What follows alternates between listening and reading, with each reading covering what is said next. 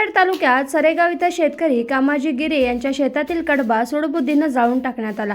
या घटनेची माहिती मिळताच ग्रामीण नांदेड जिल्हा युवक काँग्रेसचे अध्यक्ष बालाजी गाडे पाटील यांनी शेतकऱ्यांच्या घरी भेट दिली। एवढंच नव्हे तर टेम्पो भरून कडबा विकत घेऊन कामाजी गिरे यांना पोहोचता केला।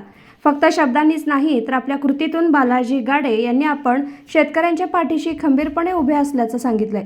सध्या समाजात चांगलं काम करणाऱ्यांपेक्षा आग लावणाऱ्या लोकांची संख्या वाढली।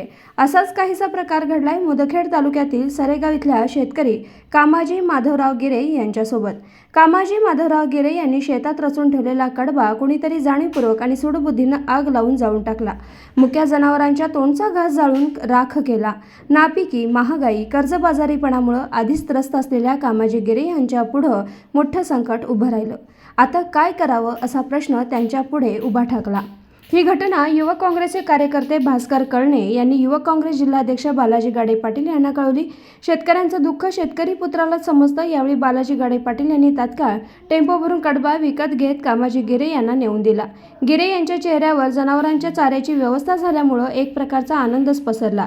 गाडे पाटील यांच्या माणुसकीनं उपस्थितही भावुक झाले।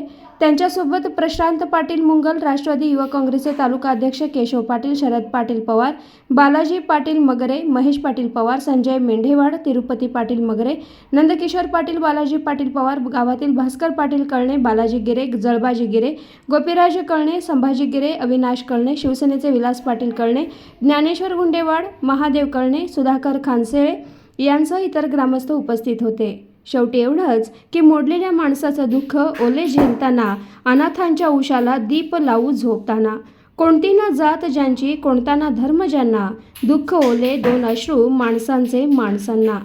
शेवटी एवढंच की मोडलेल्या माणसांचं दुःख ओले झेलताना, अनाथांच्या उशाला दीप लावू झोपताना, कोणती ना जात ज्यांची, कोणता ना धर्म ज्यांना, दुःख ओले दोन अश्रू माणसांचे माणसांना। दिवसभरातील घडामोडींचा आढावा घेण्यासाठी पाहत रहा N24 मराठी न्यूज चॅनल।